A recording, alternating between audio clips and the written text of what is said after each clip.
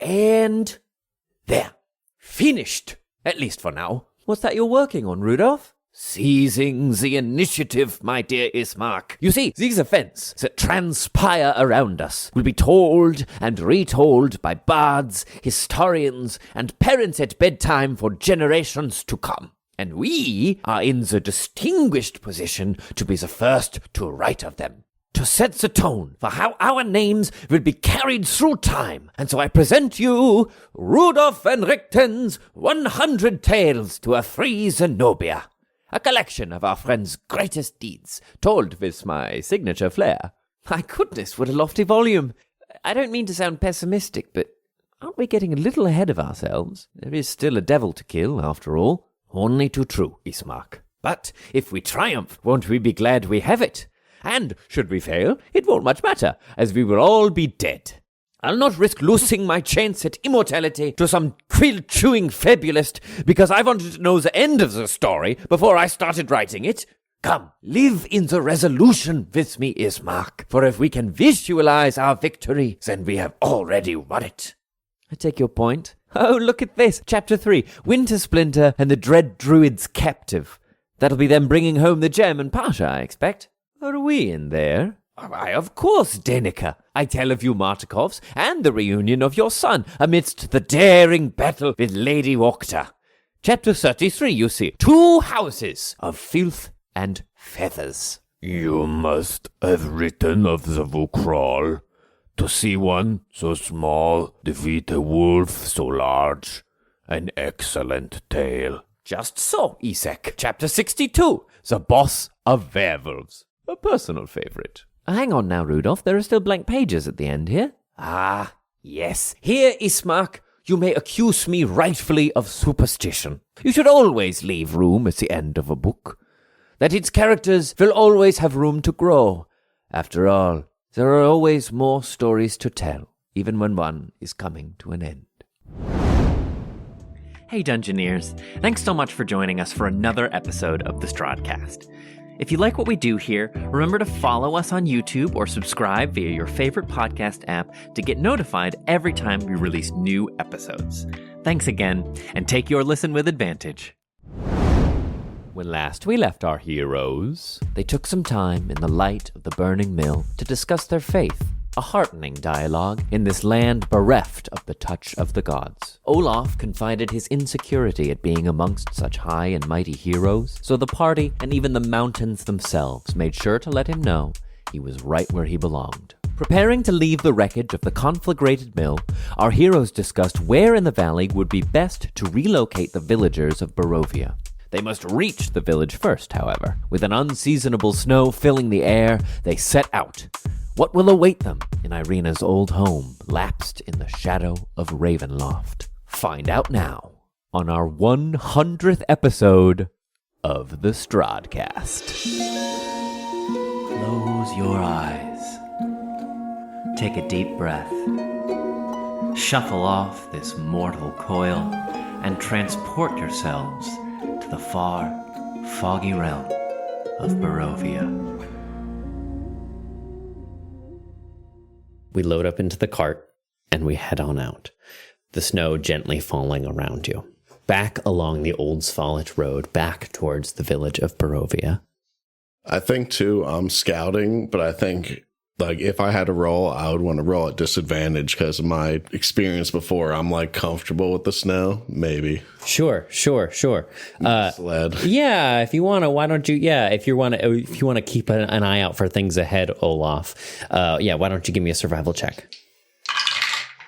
Love nerfing myself. It's the best. 11. Okay. You carry on a little bit ahead, Olaf, and it isn't long before a chill starts to settle into the air. A cold wetness begins to coat your body, and a howling wind starts to pick up, whips across your skin, pulling the warmth out of your very bones. And you get lost in the haze. You get a little bit turned around, and you think probably better to fall back, just stick with the rest of the group for this mission. And as the rest of you pull up alongside and meet back up with Olaf, you too begin to experience just a howling wind And you have to huddle together inside the cart, and Desi begins to moan and complain and protest at the whipping wind and the brutal conditions which now you must traverse. And you begin to sort of like bundle yourselves up in the cart. And as the time goes on and on and on, more and more of your energy just begins to be like evaporated out as this howling cold begins to buffet against the sides of the cart. Then as the day goes on and on, you begin to lose track of how much time has passed, what time of day it could be, as the storm continues to further and further envelop you, wrapping around you, obscuring any vantage, any notion of where you might be going or what might be happening.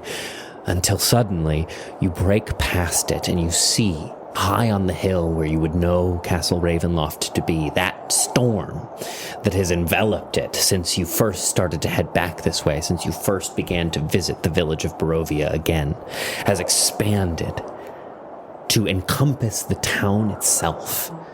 You can see from a distance, as you there's that spot, and I think you all know it at this point, like there's that certain spot as you've made this journey enough times that there's a certain spot that you should be able to see the heights of Ravenloft out in the distance, and you can see that massive swirling storm has expanded to include the village below. And you can see the storm still roiling, lances of lightning followed by violent thunder still break deep within the seething clouds, and blizzard winds cut out across the land in all directions. And as you start to draw towards the village, the closer and closer in proximity you get to the castle, the louder the wind whips, and the colder it gets, and the more driving the snow becomes, until it's all you can do to just keep on bearing forward. But soon, you can just in the distance begin to make out the tips of the buildings, the tallest towers and spires of the village, kind of vaguely come into space before you. What would you like to do? I think Drogar has his, cloak up. I think, Dizzy, keep going, darling. I know it's cold, honey. It's all right. We're almost there. Any way we can signal our arrival? Maybe? I have thaumaturgy. Can I do something cool with that? You can make your voice louder, is one of the things you can do with it. Hello! Hello, hello, hello, hello. I think we should focus. Friends, I think Drogar kind of says back into the canopy of the cart, and Kaz, where are you? I think Kaz actually has been walking with Desi. I think she walks alongside Desi. Yeah. If any of you had asked her why she wanted to do that, she's staying limber, because when you tell people that their source of food has dried up, they might get violent. So I think she's walking and keeping her shoulders kind of loose, and she's ready. She's getting ready for a fight.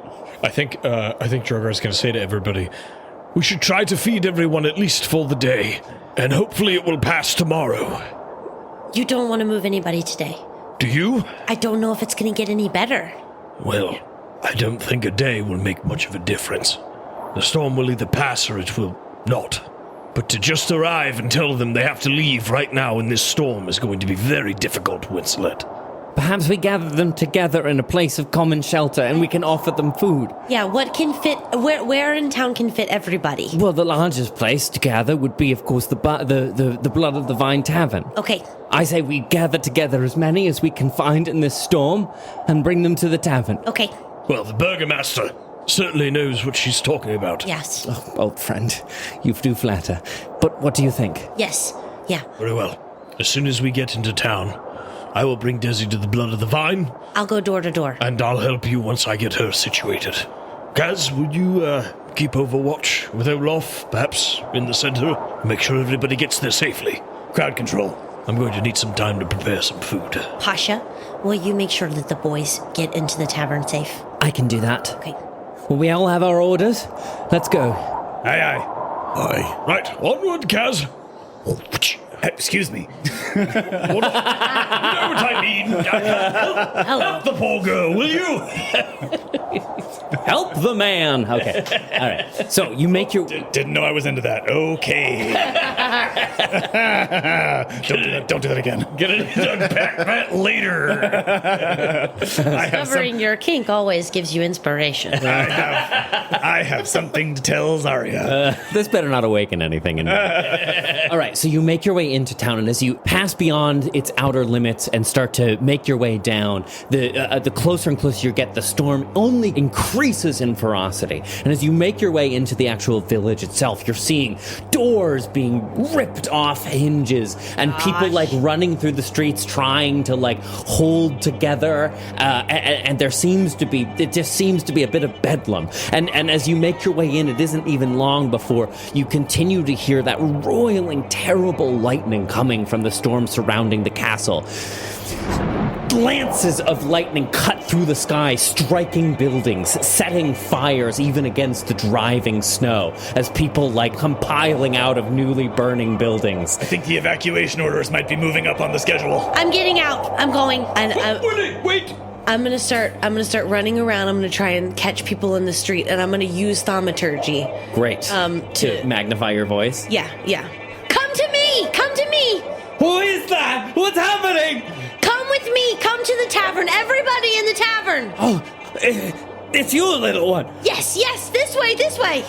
And as you make your way through the streets, projecting your voice, it like bounces off of the surrounding walls, even higher, even more magnified, filling the air of the town. And people start poking their heads out of windows, shielding their eyes and exposed heads to the raging storm. And slowly but surely, as windows are being taken off and roofs are being yanked off the top of buildings with the whipping wind.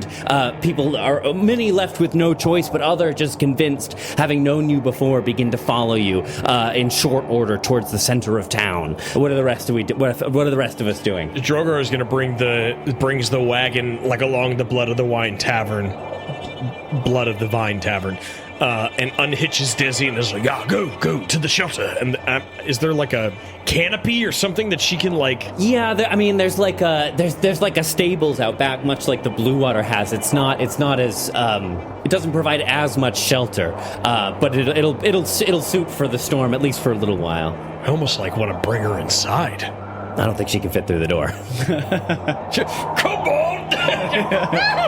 All right, so I leave her out back, and Drogar will step. Ned, now with his own sound effects. Drogar will then step onto the steps of the Blood of the Vine Tavern. He pulls his mace out. He puts it up in the air and casts daylight on his mace. Nice. Cool. As like a beacon. And you just see him go, Tereth will guide me. Fucking fabulous. As like this fucking fabulous bright light just shine. So yeah, Winnie, you're like, go. Yeah. And I'm trying to bring some people to me, and I'm kind of getting blown away by the wind. What's happening? Where are we going? There, we're going there. And the daylight bursts out, and you can see, Winnie, the looks on people's faces as they are caught by this magnificent radiant light emanating from the center of town. And a hustle is lit under their bums, and everyone begins shuffling quickly as they can towards the center of town, towards the inn. This way, everyone! And you just kind of see Drogar, and he's getting walloped by the snow and the wind, but he's still kind of like the Statue of Liberty, standing there, steadfast, stalwart, as as people are rushing by him, and he's like, come, yes, go. And as everything's fine. Yeah, you're standing there, Drogar, and you see dark shadows start to emerge out of the snow, and you see people begin to kind of be filing towards you, and Irina is also there with you, helping guide people inside. Kaz too. I think she'll be if maybe someone stumbles in front of her and she's hoists them up by the back of the shirt. Yeah, just picks them up bodily and gets them. Great. Yeah. Great. Fantastic. Olaf, anything? Yeah, what do you think? I'm out there, I think, with between Winnie, Kaz, and Olaf, we're kind of helping usher people in. Mm-hmm. Just checking to make sure no one's, caught by themselves. Yeah. Okay, yeah. So everybody just sort of in this massive effort of trying to shepherd as many folks as you can come across, as many denizens of the town towards the inn as you possibly can. Everybody give me a survival check.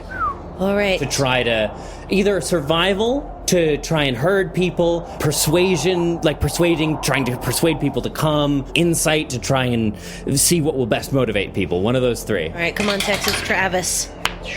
Oh, no. All right.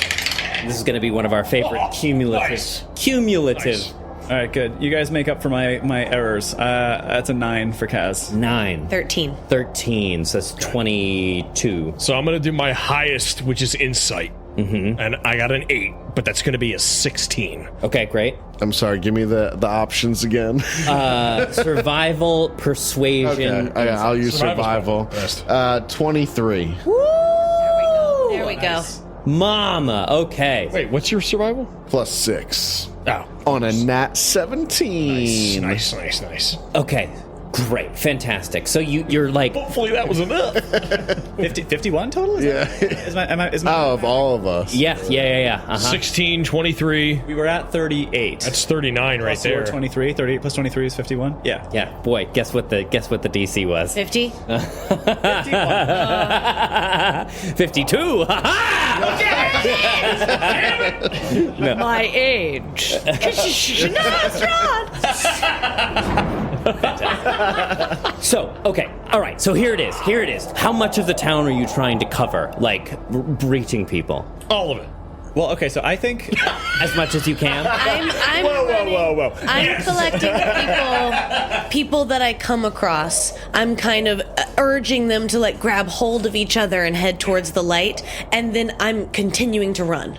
I'm running past them. Go. Running past them, and I'm knocking on doors, running as far along the length of the village as I can. Yeah, so as much as you possibly can. Mad Mary, That's you're what I was... on your own. No, I'm knocking on doors. I was just gonna say, I think Kaz is just trying to, like, if she sees anyone sort of like poking their head out, like, should I stay or should I go? She's the one saying, like, go. The option is go. But then I think at some point she turns around to whoever is within earshot and goes, "Has anyone seen Mad Mary? Do we even know what she looks like? I remember. I'll go knock. I'll come with you." Going to Mad Mary's mansion? Yep. Yeah. Okay, yeah, so Knocking on doors the whole way. you start to make their way there. You have a rough estimation of where it was, gathering people as you go along.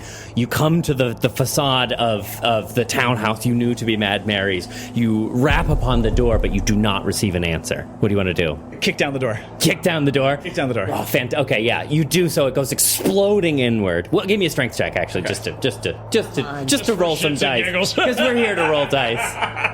4 again. That's a 13. A 13? That's enough. It's enough. Kick down a shitty door. That's probably enough. Yeah, it's enough. It swings free of the handles, and inside, the house is entirely dark inside. You can't see. There are no lamps lit. Nothing to indicate there is life within. I do have dark vision, if that is useful. Sure. So you can still see inside. You can see a ways into the house, and you can see. Yeah, it's and in fact, it looks pretty disheveled and as if it has been in disrepair and maybe even abandoned for some time. Okay. I'm just gonna check.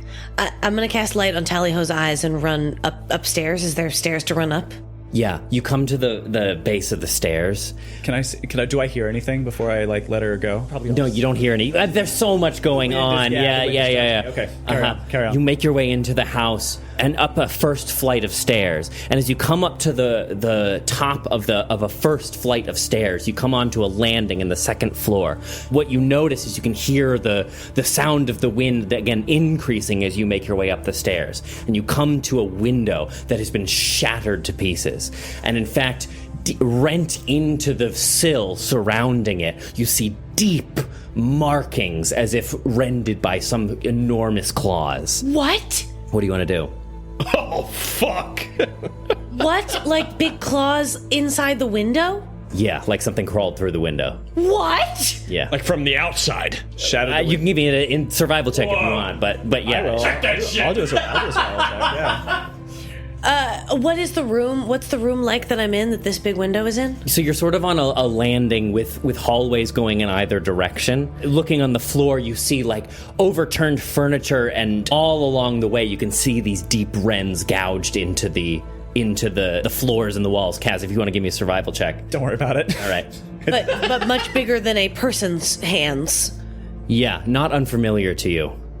I'm gonna follow the disheveled. I feel like I look to either side. I see the kicked up rug on the floor, and I just run that way. Okay. Are there more doors to open? Yeah, there's a flight of doors to both sides of the hallway as you head downward. It's a townhouse. She was pretty wealthy. Yeah, I'm following. I'll follow Just you. Throwing open Banging, doors. opening, and I'm screaming her name. Sure. You throw open doors, and they open into various different rooms. You know, one is a bathroom, another what looks like a guest bed, another that looks like some sort of parlor with a broken down billiards table in the center of it. Various different places, but you find no signs of life in any of them until you get to the end of the hall. A door hanging off of its hinge. Again, those deep claw marks rent into the outside. What do you want to do?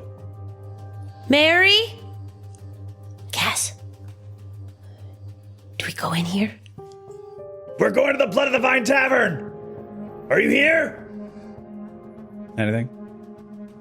Oh, fuck that. I'll kick the door down. You don't even have to. You can walk right through. It's like hanging off of one hinge. I'll kick it off its other hinge. Fair enough. You do just so. wants to kick doors in. You do so. It goes pinwheeling across the floor. What am I going to do? Not kick the door? In here, it appears to be some sort of master bedroom at the end of the hallway. And again, across the way, there's another big, what must have once been a beautiful paned glass window that has been shattered, and all around the room, these deep gouges of claw marks are spread. And at first, you can't see much. There's an enormous four-poster bed. One of them snapped to one side. The drapings, which must once have been very fine, kind of collapsed down onto the bedding, and it's just folds and folds of linen and drapery. You have to kind of, even in here, shield your eyes as the wind and snow keeps whipping through the shattered window. But you see all of this broken down draping is stained a deep red color. I don't think anyone's home. What happened? I don't know. I just want to be sure.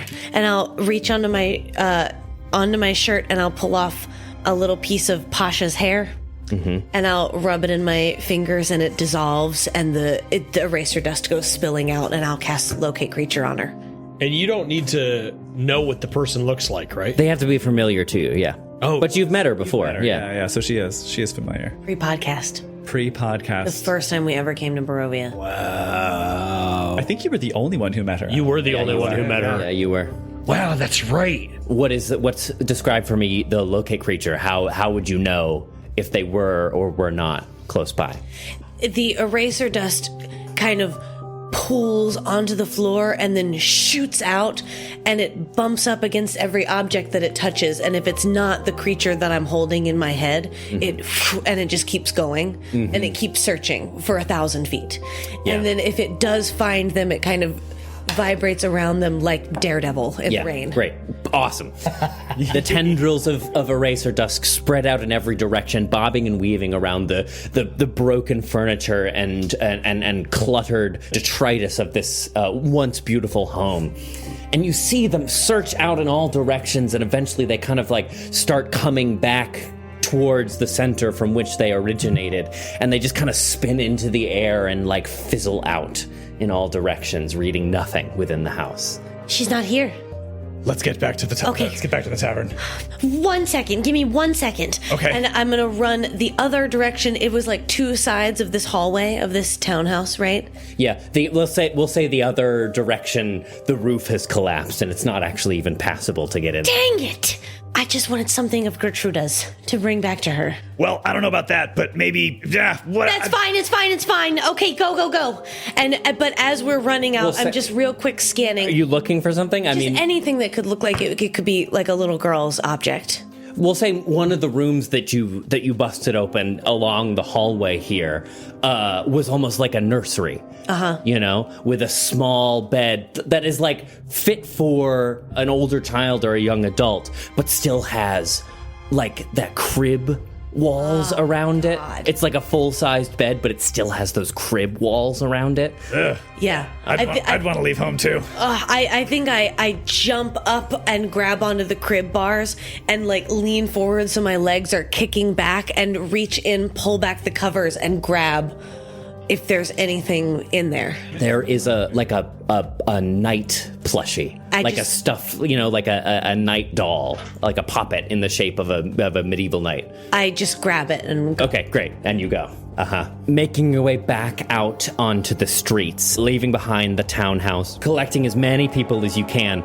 Back at the facade of the inn, Olaf, Drogar, Irina, everyone is doing their best to shepherd people inside. And before the Blood of the Vine Tavern, Arik even pushes his way through the thronging people trying to get into the bar, making his way out.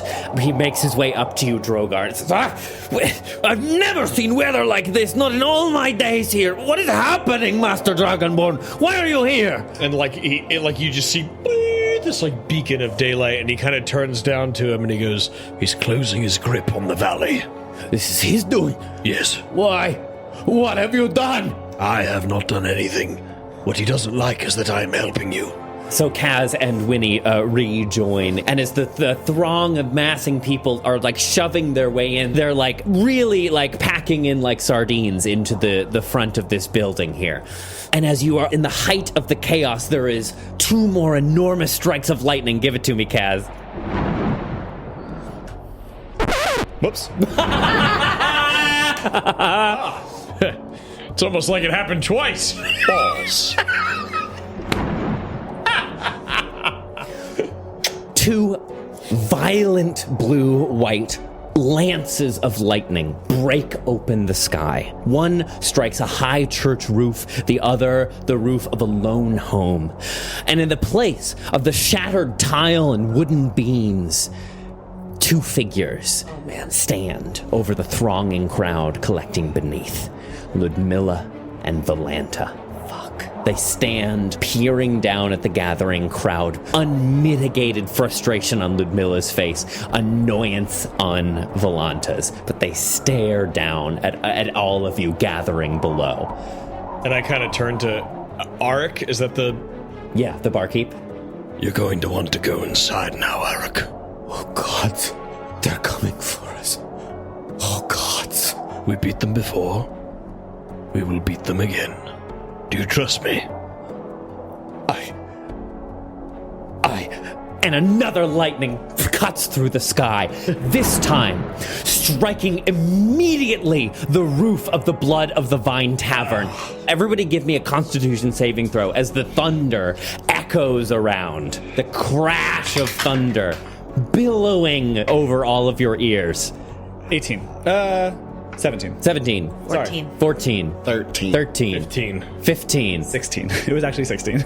13, 14, 15, 16. Okay. Hey! Winnie and Olaf, each of you are going to take 4 points of thunder damage as you have to like clap your ears to the sides of your heads as it, like if you ever had a lightning strike like right overhead, the thunder is just close. Yeah. Deafening when it's like right above you. And as the lightning strikes, as soon as the boom of thunder reaches its peak, suddenly everything goes quiet. The storm seems to stop around you. Flakes of snow almost freezing in place, hanging in the air. The roof of the Blood of the Vine Tavern alights with flame, and you see the people behind you, Drogar, who you were just trying to shepherd in panic, start spilling back out into the main square. And as the flames whirl and begin to consume more and more of the top of the Blood of the Vine Tavern, a dark shape takes place amidst the flames. And then the fire parts like a stage curtain. And stepping down is Strahd von Zarovich. Everyone around you, casting their eyes upward and seeing him appear there. There are panicked cries as people fall to their knees and bow, palms to the ground in supplication. There are scattered parents trying desperately to hide their children underneath their bowed backs. But everyone immediately just falls into a deep, deep bow. And as Strahd looks down, a smile tugs at the side of his face as he looks at these people falling in supplication. And he looks to all of you. You see, they understand proper deference. Why is it that you cannot? I ask you. Why is it that despite my best efforts, you fail to grasp the situation you are in? I am not going to let you win. I brought you here for a very specific purpose. And it is time you fell in line. Have you anything to say for yourselves? I thought you brought us here for fun, Strahd. Wouldn't be much fun if we just gave up.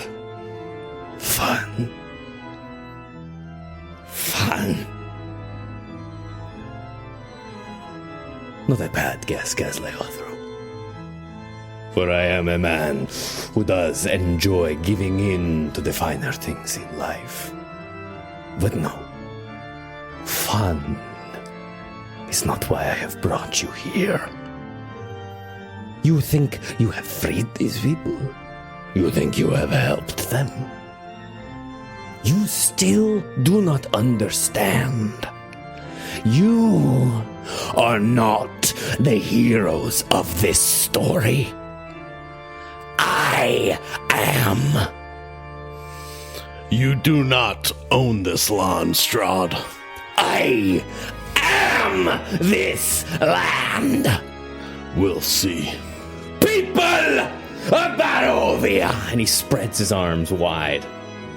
At long last, we have come to it.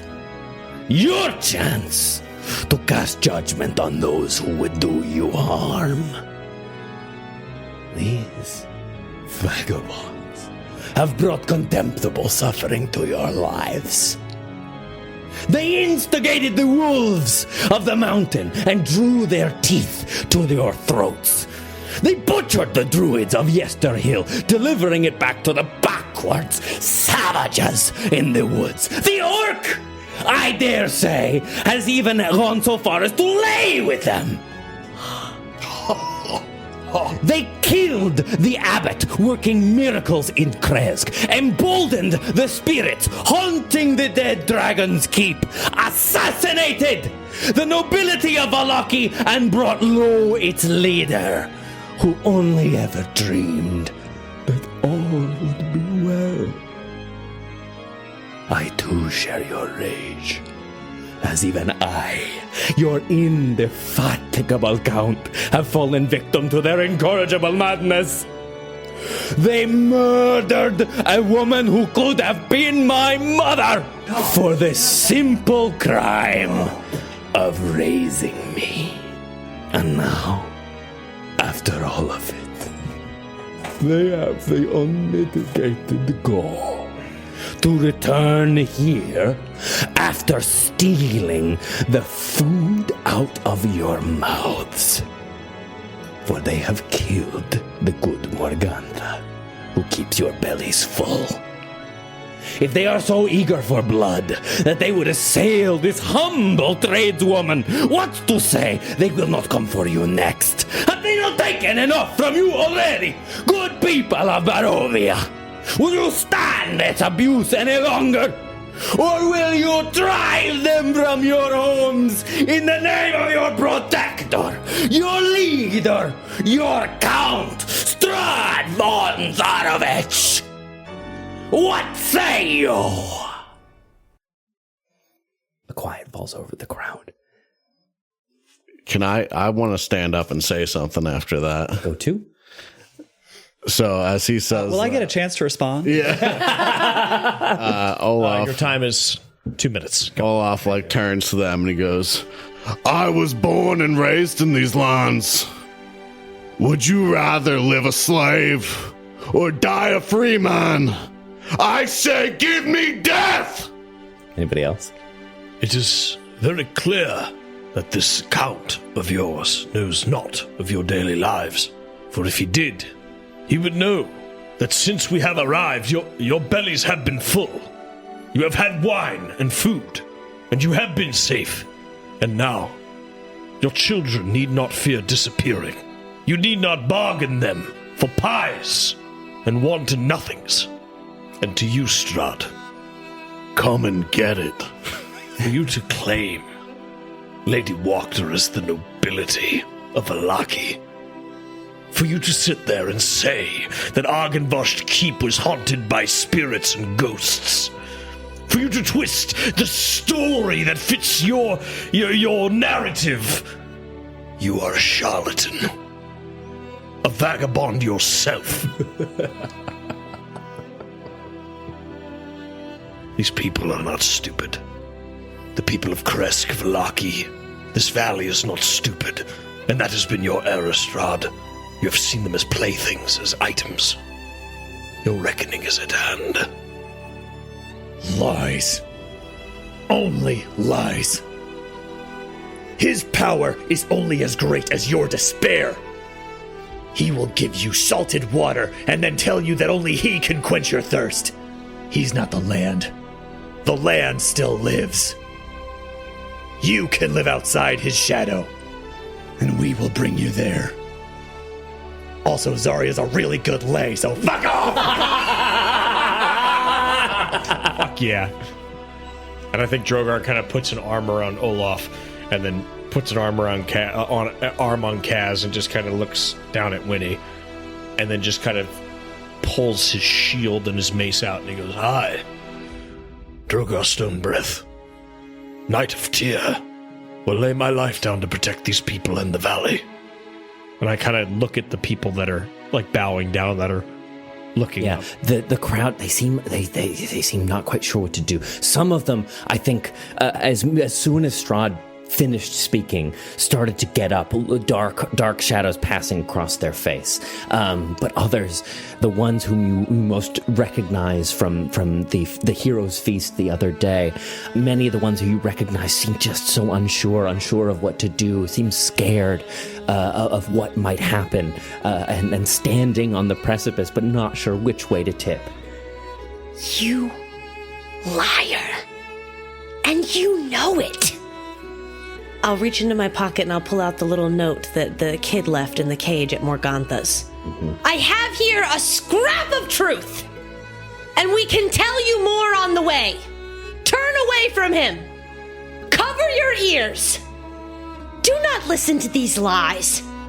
Come with us out of the storm, out of the rain and the snow. Come with us. We will find the sun together. Do not listen to their lies! I have protected you for centuries!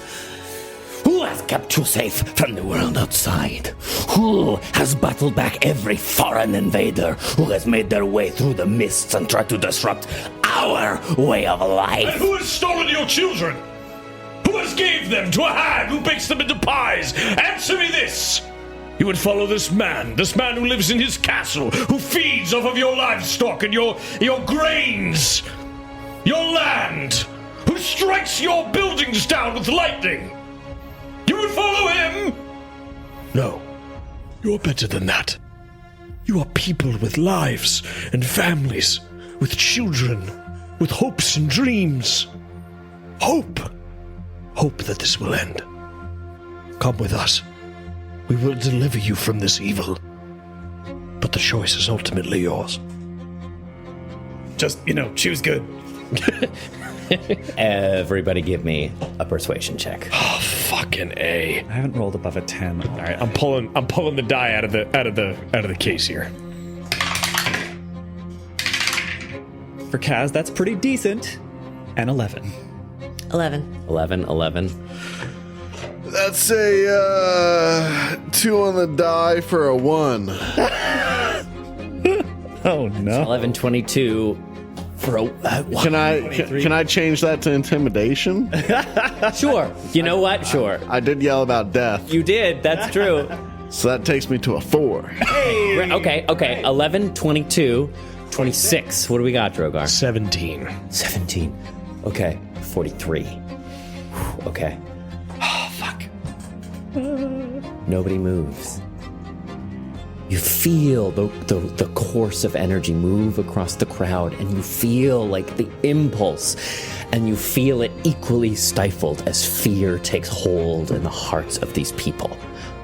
Until, standing up amidst the throng of people with their heads bowed low, Harkis stands. I heard a lot of stories about them. And when I saw them for the first time, I ran. Because I believed that they were here to do us harm. And I thought even that I was being chased by the smallest of their number. I thought myself a suitable snack, being so small myself, but she helped. Not just me, but the only family that I have left. My dog. She didn't make me feel small, she made me feel grand. Auric stands. It is because of them I had the best day of business I've had in all known reckoning. Strahd, you would have said that they would have ruined me, but instead it is you who has burnt the roof off of my building that I will live for my whole life. Olaf, the one who you aimed your very bow at, who at one time would have tried to bring Irina back to the castle to settle all this. It could have killed me. Even seemed to have the impulse to do so, but they stopped themselves. But your pride didn't stop your prides from murdering my wife. You didn't stop yourselves, they could. What am I left with there? And more, meant the throngs of so many that you fed on that day, first arriving here, also begin to stand up and join and say, by the first good sleep at an age, after I were feasted at their table, the pies they made me dream, but I felt like I was trapped in something I couldn't escape. Not until I had a fresh sampling of something new. And as the crowd begins to mill and throng, Irina takes her place, walking through the throng of people, and looks up at him, staring daggers, and he looks back down at her, venom pouring out of his eyes. And here she is, my wayward bride. Did she not abandon you people in your time of need? But instead, she abandoned you, just as she abandoned me. I believe a bride has to agree to marry her husband. At least where I come from, those are the rules. Irina. Yes, Master Drogar. Did you ever agree to marry Count Strahd von Zarevich? Certainly I did not. Well, then it's settled. You were kidnapped and held against your will. I know your game. Enough of the truth to sound credible, and enough of a lie to have your way. The part of truth he has is that I did leave you, and I am sorry, but I am here now. I'll come back at your most important hour, and I'm not running anymore. I ask you this. We are hungry, true, but who made the mists that block the sun and starve our crops? We are angry and pained. And for why? Whose brides steal your children from their prams each night? If it is true that von Zarevich is count of this valley, then who, I ask, is to be blamed for its ills? Is it us? Going about our lives trying to survive?